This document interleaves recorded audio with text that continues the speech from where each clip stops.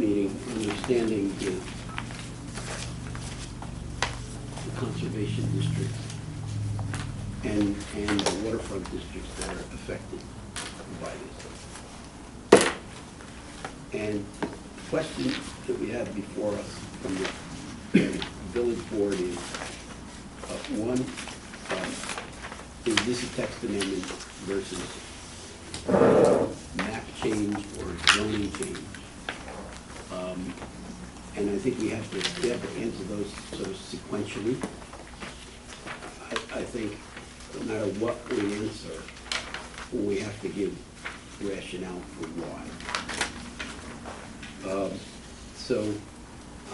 Just to quickly maybe just to review that you have the central themes of the conservation design district, because well, let me say, I'm sure you've all read the preamble and the intent of that.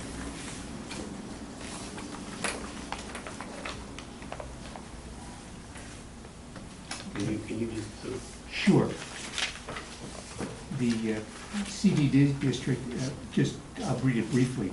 It provides for development that is low density and will protect the aesthetics, natural resources, and environmental features of the remaining undeveloped lands within the CDD district, including preserving natural features of development sites such as wetlands, steep slopes, hilltops, ridgelines, views to and from the Hudson River, trees, outstanding natural topography, significant geological features, and other areas of scenic, ecological, and historic value. And it then lists the conditional uses and the minimum lot size for that. It does have provisions in here, which I think we were starting our discussion last time, Mr. Chairman, about bonuses and amenities that are to be provided as part of the CDD district with regard to the density bonus incentives.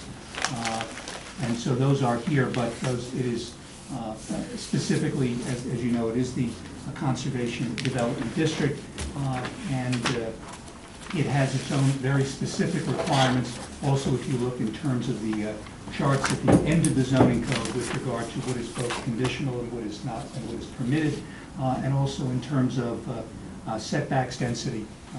Density is, I think, 6 up to 8 per acre, which is currently permitted within CDD. But as Mr. Chairman, as you noted, the proposal is for both CDD and PW districts. Applies to that. And if I may, and I want to thank Jeff for this, I think what will guide our discussion is Village Law 7703, which deals with incentive zoning, because it talks about creating a district for effectively incentive zoning. If one were to look at what is being proposed here, that's effectively what they're asking for. What's particularly important is, and I think in terms of any scoping agreement or any scoping document, it provides that each zoning district in which incentives or bonuses may be authorized shall have been found by the Village Board of Trustees after evaluating the effects of any potential incentives which are possible by virtue of the provision of community amenities to contain adequate resources, environmental quality, and public facilities, including transportation, water supply, waste disposal, and fire protection. Further, the Village Board shall, in designating such districts, determine that there will be no significant environmentally damaging consequences and that such incentives or bonuses are compatible with the development otherwise permitted. I think that in many ways formulates, our discussion with regard to the proposal that's here. I'll be happy to send you a copy. Okay. So that is relevant on several current applications. That rung of village law is relevant to density bonuses at number projects. Yes. Mm-hmm. Correct. One of the things about that section of the law that I thought was relevant is it provided a framework for future applications, so the village would essentially establish a procedure for handling how applicants seeking some sort of density bonus where they're gonna offer an off-site benefit. It would set up a framework of the types of benefits the village would be looking for in the future, and that would, sort of separate these things from being piecemeal and one-offs and establish an actual framework and, regular process for how Right, these could be handled. correct. Well, right, and it has, right? We have projects in place that use that strategy. So is it important to understand the projects in place as well as projects in the future? This one in particular? Well, Yes and no. Because the overriding question for me is that I think, Stuart, that the density cap is 8. Correct. CDD. So that says if you do everything that we want you to do, including the off-site amenity, which is already in this district, you get to 8. And I think the example we have closest to us is Avalon, because that's just about 8. And there was a significant portion of DBAC, clustering, restoration of the historic house, Mhm. A variety of things that occurred there. So- And that's an example of this rung of the ladder being used to incentivize density. correct. Right, And we have. but staying within the limit. Right, because the CDD district has now written, has significant sections with regard to incentives and bonuses already in there. So, and actually, I think for the WP districts, the PW, very little. Right. In fact, other language in the zoning ordinance may actually make this less dense than what you can do today. But it's framed around, the first question is, as it's structured, does it appear to be a text amendment? Are there enough ingredients in this to continue to meet the intent of the conservation district? I think this is the largest piece, right? The others are smaller, I think. But as we sort of cruise down Fielding Avenue. That is one of the largest pieces. We never The other touched the piece- stuff further up Highland. We left out OR, right?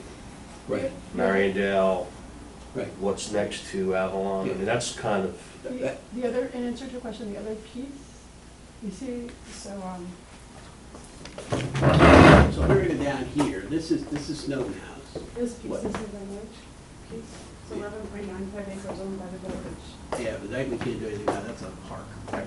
But if you go down this way, So that next, to the other list that you generated. so the next parcel right next to that is, All- where are you going, where are you going, where are you All going? of this, Yep, all of that yep, is, they're all significantly smaller, so the one right next But- to it is but are they part of this?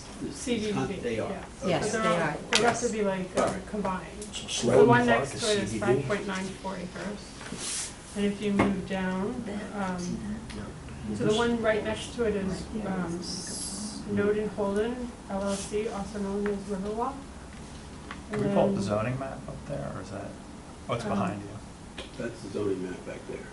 I don't know And then if the we one can get right- zoning. the one that's OR, what next is to that, Mariondale. with the little circle from Van Wyck, Yeah.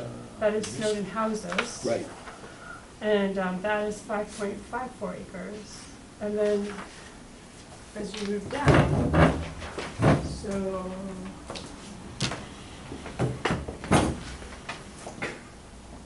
Sorry. So this is Snowden House, right?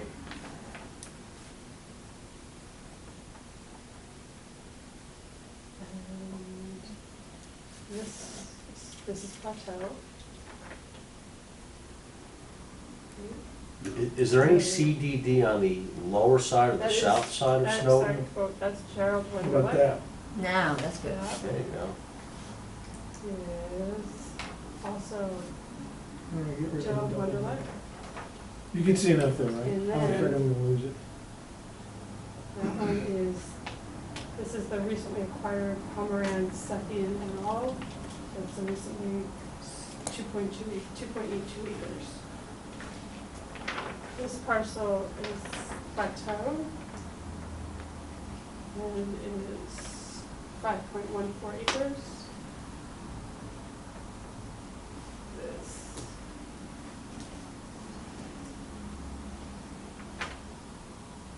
This parcel is West Rock, and it's 1.91. This parcel is Windward Holdings LLC, and that's 1.72. This is the village, and then this Village has a piece up there? is also the village, would, Village has a piece up there? according to the records, yes they do. No. Well, that's an interesting. It's big interest, because they took somebody's parking lot. This is also the village, That I know. and then if you scoot this way, How do you get a piece of land on property for? so this is, I told you, this is Avalon. And they are, and this is the piece that they did it back of the village. And if you go up, this is OR. Nope, different district, not applicable, but this is the Dominican Sisters of the Sick and Poor. And this is, this is the Atria, and that is 10.33 acres.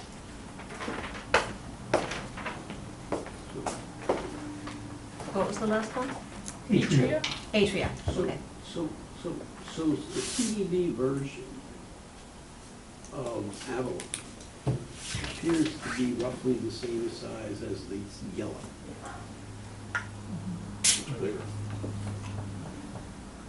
Yeah. And Well, do you mean the portion that they developed, or the portion that Combined. they created Well, as so a, I think that little break in the line, that little That is, step, I here? think that divides the Yeah. OR from the, yes, but it's also the It- village portion versus the, right, The conservation land mass right. But if you just take where the CDD is north to Route 9, here. and you map it against the yellow, they're pretty close. Right, yeah, I guess. And there, that is pretty popular. Are you what? There's a lot of building Yeah. there. What, 150 units? I think so, you have it in front of you, I have it somewhere. So when Someone- Avalon got 160 the a year. okay, when Avalon got the okay,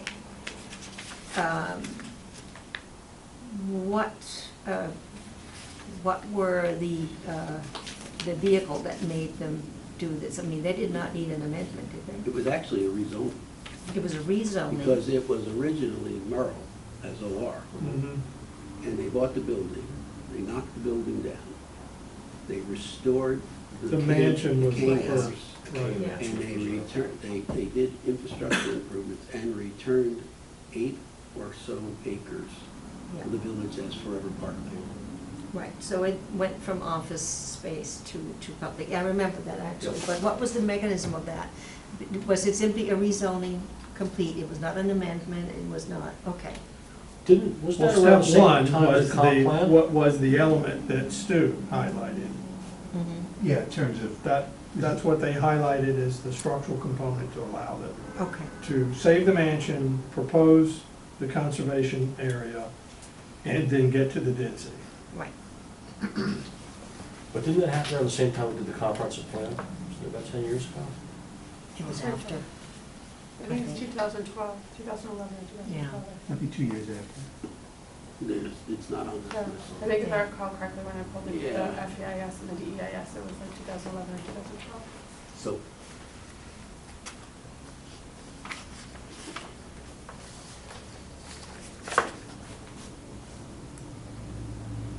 folks, Wait, where are you headed with that thought? I'm waiting to hear whether, you know, I mean, I have my opinion. My opinion is that this is not a text amendment. This is clearly a zone change. But by virtue of the zone, of the density alone, to double down on a density doesn't really tell me that we're still keeping the intent. I could buy, I think the mid-rise 4 to 5 story building versus what Avalon did, I can get into that, particularly if it conserves the topography. We do less damage, I think that's right. In fact, we have an example on Snowden Avenue further down where we think that would have been the perfect solution to a problem, and that this would solve that. But from sheer density, traffic flow onto Snowden Avenue, I mean, all of those are multipliers to me. And I don't, you know, I think everything else that they put on the table, they have to do to get, to even do CDD, period. So I'm trying to figure out, you know, what's the right answer here, you know, and then, so, okay, so if we think it meets the CDD principles, we have to outline why we think it is. We just don't get away with saying, yeah, you're right. We also don't get to say, yeah, you're wrong. If you follow the thread, when you get down further, and that's why I think it's important, that kind of development down there will even create more difficulties, considering what's already planned on that North Water Street. Because there's only one way out, right? And it's all going to be there. And I think that's perhaps the thinking behind the conservation district in the first place. It's also not clear with that topography down further that you actually want those buildings that are, I don't know, 40, 50 feet tall. When you say down further, Well, all of this, right, is all accessed from the North Water Street. Right. Because this is extremely steep. There's actually one little piece, it's not really shown there. It's a different zone, but there's actually a piece that does come down onto Snowden Avenue. But it would be a double diamond if you're a skier. So, I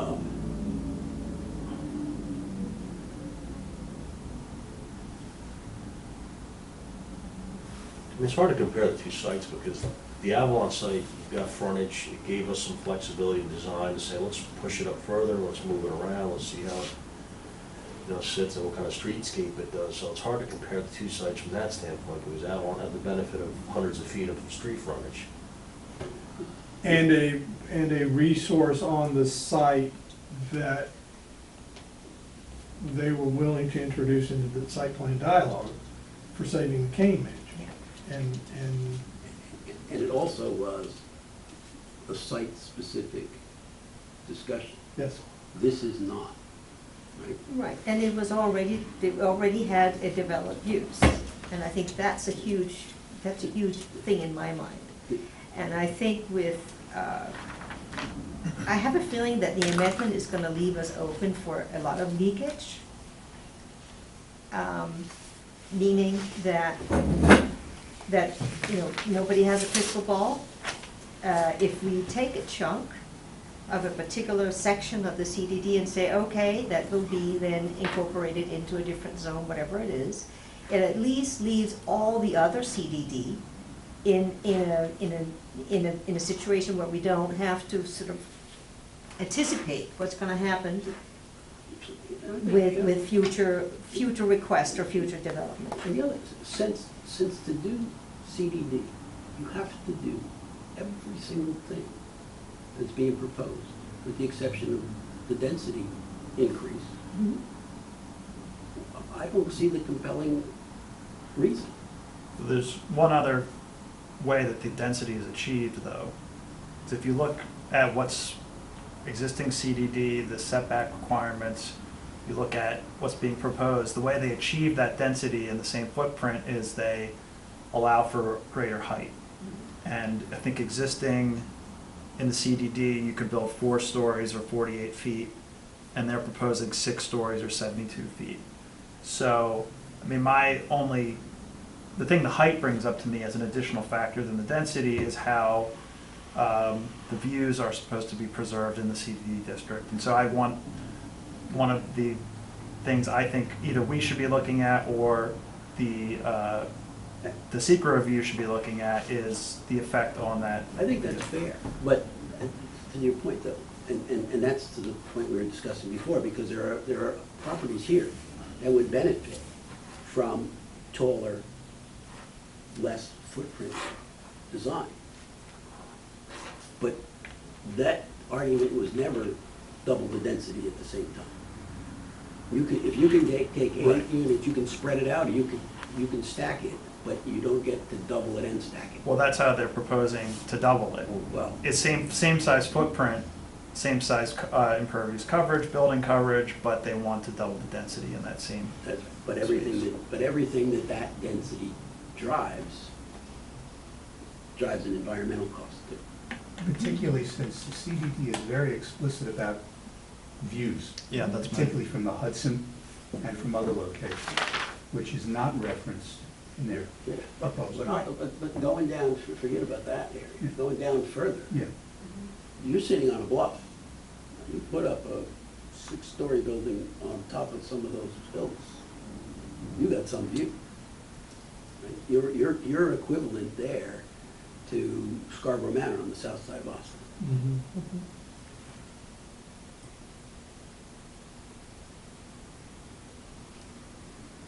So, we're back to where we started. Actually, if I could just put forward a contrarian view, I think this, actually, in my view, I think it's a text amendment. I'm still open to interpretation. Because ultimately what they're proposing is just changing the text of if you lay out everything that's allowed in the CDD, and you literally write out the text of what's permitted, and you write out the text of what's permitted in the proposed CDO floating zone, there's only a couple of differences. One of them is the density, which I think is a big deal. It's double. But I literally think it's a change in the text from 6 or 8 units per acre to 16. Now, that may be extreme, but I think the fact that it's extreme doesn't make it a map amendment. I think that it's still a change to the text of the zoning code itself. I don't know that, because if I take the S-125, any of the residential districts, you could say the same thing.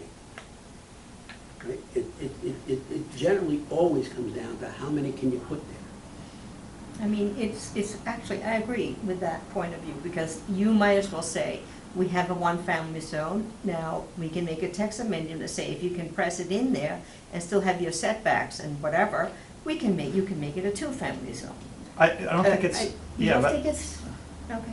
well, I think that both of those would represent potential text changes. The question is whether or not, whether it's appropriate or not is different from whether it is or isn't a text So you're right, your amendment. argument is fundamentally, this could be a text amendment. Whether we can essentially build that case that says, oh yeah, when you do all this, start with double the density, you still haven't changed the concept for the zone. And I don't think the concept for the zone is what makes it a text or map amendment. I think that what makes it a text or map amendment is whether you're literally changing lines on the map, redrawing districts, cutting districts in half and that literally affects the map. Like if you look in our zoning code, there's a definition of the village zoning map. And I think you're right, and I think we're making a mistake by calling it a map change. It's not a map change. It's the literal language in the ordinance that we're being asked to look at, which What you're doing is, I apologize, Joe. No, no. You're- And much of what you say, I think, is right. But what you're actually doing here is you're adding a zone, which is what you don't have in like McCluskey, where it was a word that was being changed, or even, in other words, if they were to take this, just as an example, and not do it as a PDO, their proposed density overlay, but to simply change, let's say what they came in here to this board and said is, what we'd like to do is, our text amendment is, we want to change the density.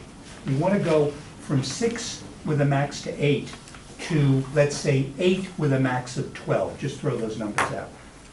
I think there, and even with everything, I think, I see that, but here they're actually creating, and it's not even just in the CDD, because they're looking to go into the PW zone as well.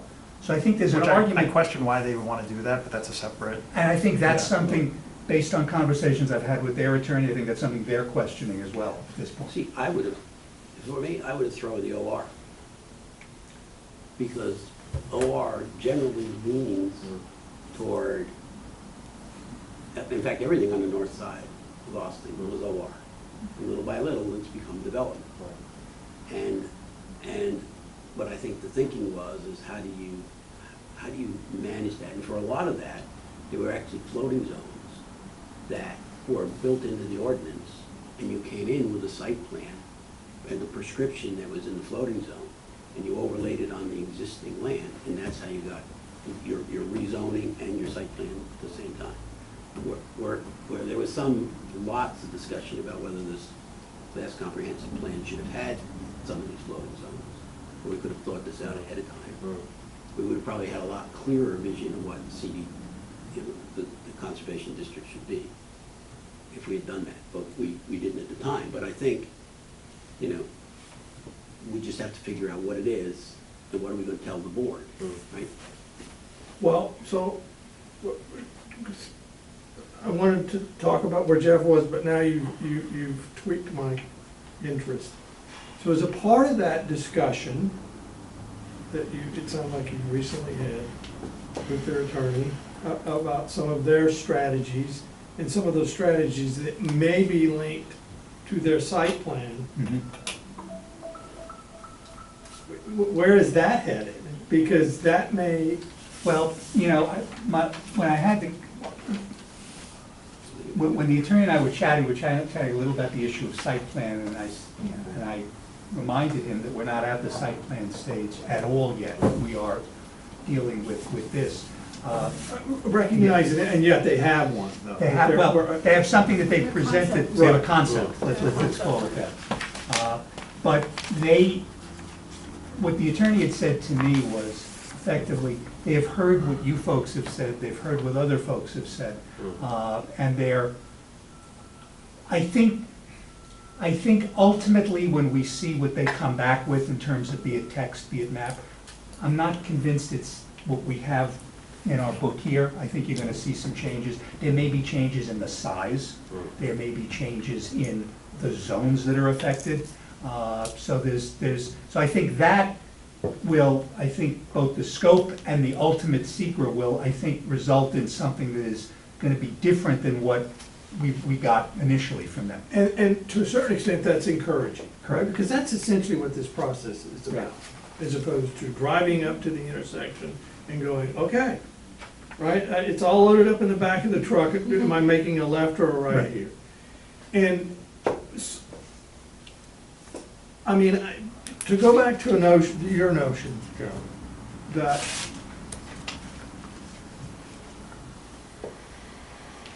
the narrative as it stands, their narrative, the applicant's narrative, not even their concept plan, other than the density metric, aligns with the intent of the CDD district. I don't know whether I agree. I don't agree. Yeah. Yeah. I mean, you have to look at what they're proposing, aside from whether it's a map or whatever, or text. You have to look at what they're proposing and what's permitted as of right. Wait, look at what they're proposing, what do you mean look at? Well, look at the zoning, the changes in the proposed zone. So for instance, they want to be able to build 72 feet instead of 48 feet. How does that impact upon the goals of the CBD district? And I think that's something that we can, that gives us like something to answer and respond to the village board. How does the density, proposed density change of doubling it Because- affect the goals of the conservation district? And then we can answer each of those. That gives us something to respond, like Right. framework. I think the simple answer is the density has 3 dimensions. It has height, width, footprint, and that's how it affects. Right. And And- traffic as well. And traffic, and right. it And, just- and it- and it- sewer, and I mean, all the things that, the infrastructure around it, you know, that, it's, you know, it's a critical mass so that it becomes from a volume thing to an actual change. I mean, it's like, how many pieces do we need to add to those changes before it's not just, I mean, I think you very clearly said that there's 2 factors that they're putting in there, height and number of units per. And I would suggest that the incentive is not any incentive. The manifestation of generating the incentive is not just anything, right? Whether it's a DPW garage or a fire station or a pump station, it's something that relates to the core elements of the intent of the CDD. I think. Well, but that's not what it says today. Mm. But you could, you're right. I think, and oh, by the way, the CDD as it stands today requires the same exact thing. You have to do it. So it comes down to 2 things, I think. One is, do we think, and I don't know, because it's very site-specific. I actually do think that, having grown up in that woods, I'm pretty familiar with the topography, and I think that it would benefit from some less sort of shoving trees down and dirt pushed around. But as I go down Snowden Avenue, not convinced that it's the right answer. I happen to agree that with the concept of reducing the footprint and alleviating the height. That's not where I'm getting bogged down. Right. It's all the other linkages. Yeah, but I think that, to go back to, I could see that as a text amendment where appropriate and approved by the board, planning board, no other board. You could go higher and not broader. But how, what part of the law are you satisfying to get you to that point, to begin the negotiations, or however you want to frame it, to begin the process of achieving the bonuses? Well, I think the bonus, the envelope doesn't change, you still get up to 80. It's how you stack it, and I think then you can say you've done things to conserve the land, you've done things to conserve the trees, you've done things to have less development, roads, et cetera, You've improved the aqueduct trail. something. That's enough. Yeah. right? Well, That's in question. Well, it's So, fair I don't to, know. it's fair to ask in the scope, how do you comport with what both village law and New York state law requires? Well, I that think you it's have to do? required, right? We've had to ask that before, so. And just to add on to what Joe and John just said, the footprint of what of what's proposed here would be the same in a 2D world. In other words, the same amount of building coverage, the same amount of impervious cover would be permitted. They're just going to go up. But to me, the part of the goals of the conservation district are to preserve open space. So what they're asking for is a bonus to go up and denser, and they're going to build something off-site, a firehouse.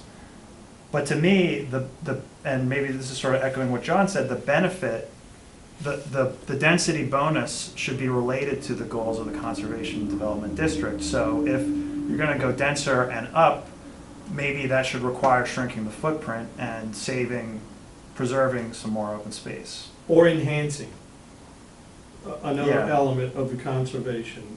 Yeah, I was just giving an example, but it could be some other type of enhancement, but enhancement that relates to the CDD district. So if you do that, right, if you frame that picture, what is the mechanism in your mind? Still, it's still Is it a still? text change? It could be, because you could change the text of the allowable coverage as a trade-off for density. But you have to be able to still, if you're shrinking the footprint, then you're shrinking, I mean, that's gonna have an effect on the density too. So But that's kinda kind of, you Well- guys, you're, my question here is, what does that do for the rest of the CDD districts? I mean, that We have- is. yeah. Yeah, so that- we that's have the site haven't issue. gotten specific. to Yeah, we don't want to get so flying up to the site-specific. next We really have plateau. to look at the global, this is like So simple if to we, this. if we do a text amendment that overlays everything on all the CDD parcels we have, then you have really locked yourself into a density structure no, absolutely. that you Right, that'll be- can't go back, you can't renege on that, Carbon I'm copy still, all the we're way down still the line. strapped to stage one of this thing. right? And To if get it off the you launch pad. say that this is a parcel change, or we say we will decide to maybe cordon off the CDD as a separate, either create that new district they're talking about, or include it in another density not. It's district, not a text amendment. then. In the sense that people will imagine Okay. it, I think. All right, Right. yeah, I mean, if we take it out of context and we say, all right, we're cutting this part out from the CDD, we're gonna call it something else, whatever that will be, whether it's gonna be one of our other districts we have or not, then we have not jeopardized what's going to happen in the future with the rest of these districts. And I'm afraid, truly afraid, that because we have some galloping stuff going on right now that would really, take a text amendment of that nature, and suddenly we'll have the whole waterfront be developed high and dense. And I think that is problematic. You can't control that as well. We should look generically at the whole CDD district. Yeah, we have to. We have to. Just a general question to clarify what you said, Jeff. So when you said that the amenities should be related to the CDD district, did you mean that so if you got another off-site lot in the CDD district, you could improve that lot as an amenity to your site, your project site elsewhere in the CDD district? Or did you mean the amenities should be related specifically to that lot you're developing in the CDD district? I think I was referring to it as the lot that you're developing, so Okay. just for example, like speaking generically, not of what's been proposed Okay. with Snowden Woods, but just say anywhere in the CDD district, if you wanted to come in with one of these floating zones, Mhm. and you want to instead of building a density of 8 units per acre, but you want to now build double that, there somewhere on the site for what you're proposing, there should be a trade-off between, you're building denser and something else that benefits the CDD goals. So if you go back to the goals that Stuart read to us of the CDD district that talk about open space and views, if you can, make a trade-off in terms of density and enhancing one of those other goals, I see that as furthering in some way the goals of the CDD district. And actually, if you look at what's proposed if you look at our village law for what we're supposed to report back to the planning board, or to the village board with the text amendment, one of the questions is whether such change is consistent with the aims and principles embodied in the law as to the particular districts concerned. So, again, And that's a broad statement. yeah, That's a very broad. but but it gives it, I think it's actually a good question, because you're focusing the proposed changes, specifically, how do those proposed changes further or do not further the goals of that district? And the CD district is a special district. It's not like a single-family house district. It has these special environmental goals. So I think that's a good point, because I think if we look at the whole site, the whole area that's zoned CDD. The kinds of things that I could imagine would do some other things to those zones. For example, you would have to go really high in this area here because it's already really high. And narrow it down and you say, okay, so anything that doesn't, sort of think Harbor Square, anything that doesn't have a building on it, it becomes Village Park. So, but we would have a lot of spiders on that parcel. That may or may not be a good idea. It gets to your point, is it meets the CDD district. It doesn't, forget about the off-site amenities, because they have to do it anyway. They have to do it anyway. So that's off the table. Whether they build CDD, or whether they build whatever they're gonna call this zone, or whether it's, the PW, they have to do it. So the question is, what would convince us, right, that this is worth the effort, right? And then there's got to be a balance sheet. Are we changing the carbon footprint any place? We preserve some trees, but we're going to bring more cars. So we can do this math. We know we can yield out of that. The impact on rather residential neighborhoods for this development to occur. I think I could make a better case for stuff off of Route 9 than I can here. I think that's kind of where I am. I can't make a case for the west side of the railroad tracks and lay this on there, even though it's brownfields. I mean, we already learned though that you can do brownfields and do 8 units to the acre and get some really good stuff back. Right? With no prompting.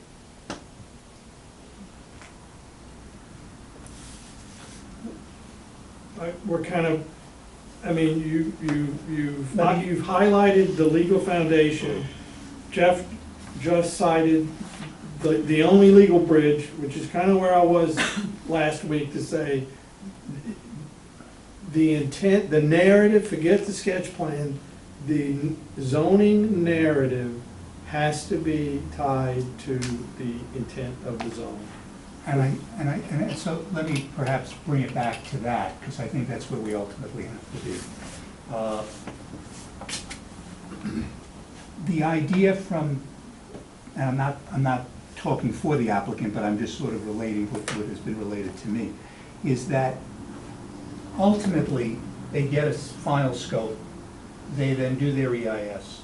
At that point, it's reviewed, and then you would make your recommendation. You may, at that point, and Chairman and I spoke about this last week, the ultimate recommendation from this board may be, this is not actually a text amendment. This is in fact the zoning change. This is, you're actually creating a new zone. And if we're going to view it as a zone change in accord with 270-59 of our code. But at this stage, I think one of the points, and it is something that I made when I spoke to the attorney earlier, I said, you cannot start your draft scope by calling this a 198 unit development, because it's not. This is a proposal to add a zone that is going to affect the CDD and the PW areas, and you have to deal with it that way, as if we don't really, we know what you're planning, but that's not the issue. It's not site-specific. Right now, it has to be everything. So in looking at his, his draft scope, or what his ultimate scope is, I think it's important for them to say, what are you going to do with all the amenities? You already have amenities. I think it's fair from what I'm hearing, why bother to change the CDD zone? Effectively, except for changing height and for changing density, he's not changed anything else that is defined as CDD in here. He doesn't even mention PW, except that he's going to put this partially into PW. So I think that, because reading it again, those are the only changes that are there. In the theoretical narrative that's been extracted from the sketch plan. Right. And which are two completely different in my humble view, right? So I concur with everything you said, as long as we understand, we're talking about a zoning narrative and not a sketch plan Right. that represents. I've indicated that to start off and have reference to 198 units and 4 buildings, that's not what's here. This is a zoning issue as to what are you going to do in these, and now because they're referencing CDD and PW, he has to deal with the effect in each one of those zones. You can't limit it to just where he's planning to build it off of Sandy Drive, because Does that would be traffic true. count, you know, I mean, what happens down there? Like 16 units, but I don't know, what, there's gotta be from the yellow line down, if that's, pick it, 10 to 14 acres, that's gotta be 16 acres at least. So 400 units there, Yep, or more. or more. Compared to what's already there, it's Single developed fam- into, that has, Single family house, yeah.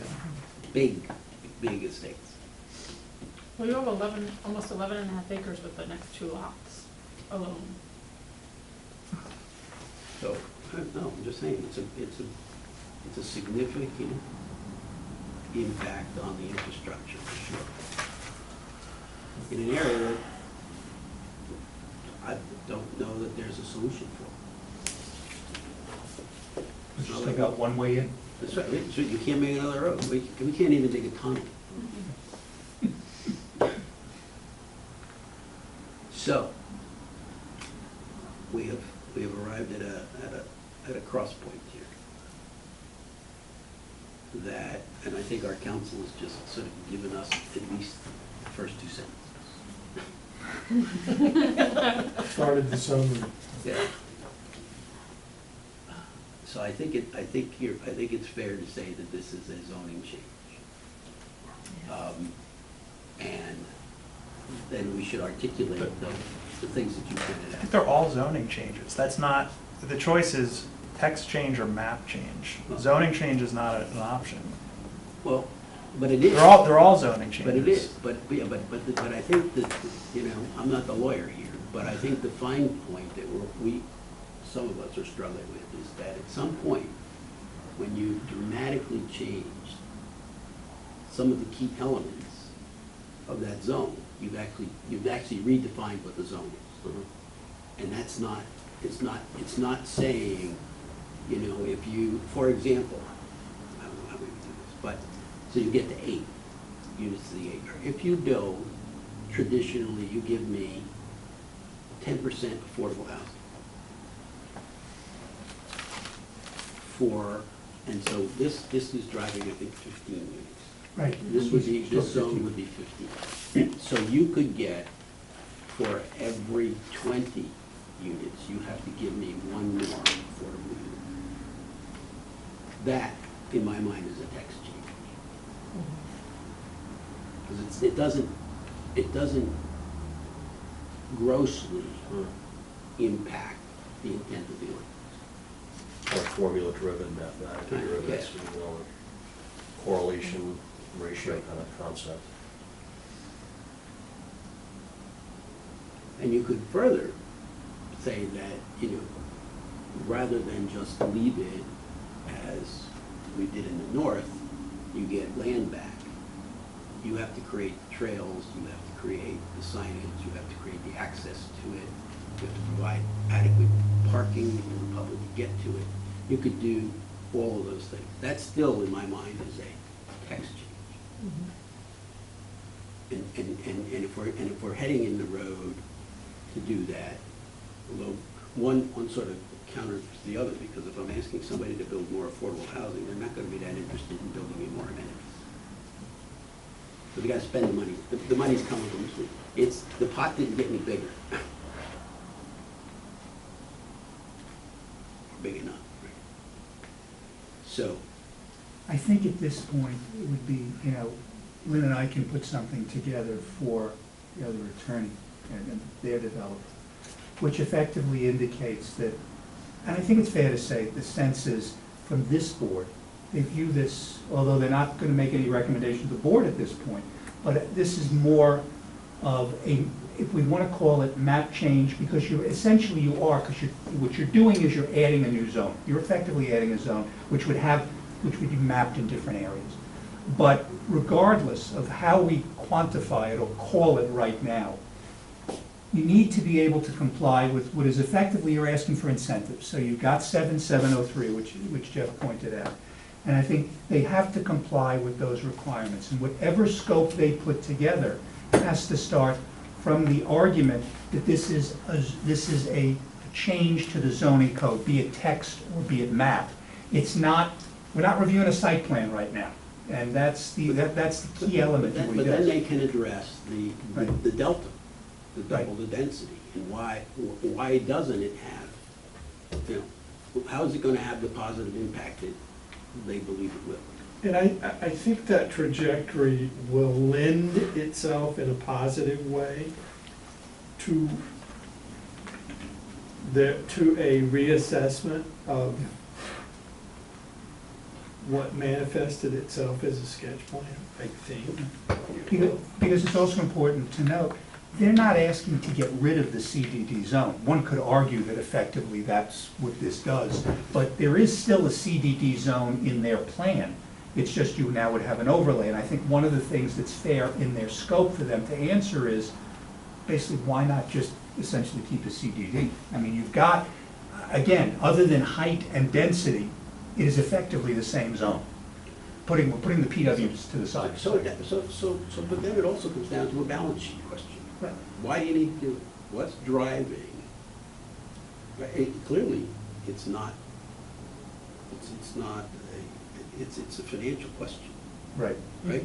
And they should answer the financial question.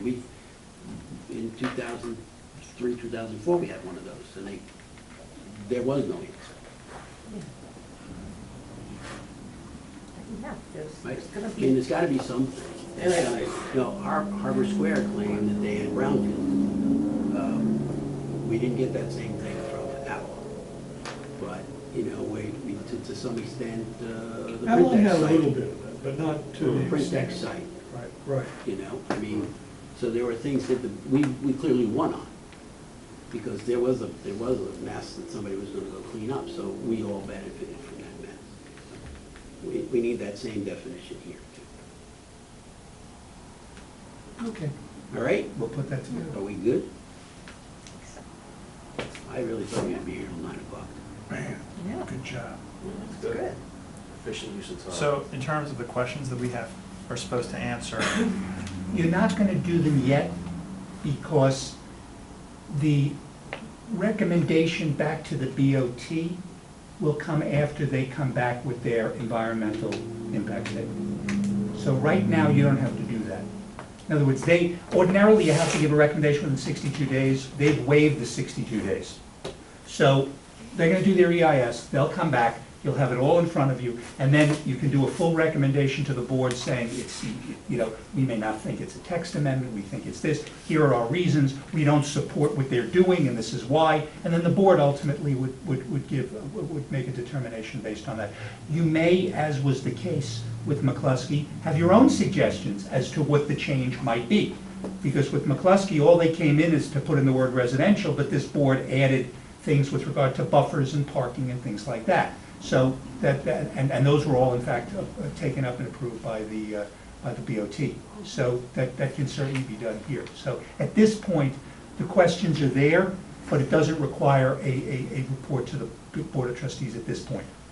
And essentially, the applicants basically requested that the clock be shut off, I guess. Right. Yep. So there's no Right. hard deadlines or time Right, again, schedules because or- the only deadline we have is it's March 8th for March the, is for the the scope. But other than that, we're not, you know, they're gonna then go start their EIS process. Right, and the scope, as you know, is just to create like a table of contents for what their EIS is gonna be. So that's the critical point if you Well, want them to look at They something. certainly got at least 3 suggestions here tonight Right. that I don't think were brought out before at the village board scope. Which is fine. Good. And we'll review this at the meeting on the 27th? 27th, February 27th is Yeah. the meeting, yes. Okay, Yeah. great. You all will be there, right? Yes. Thank you. All right.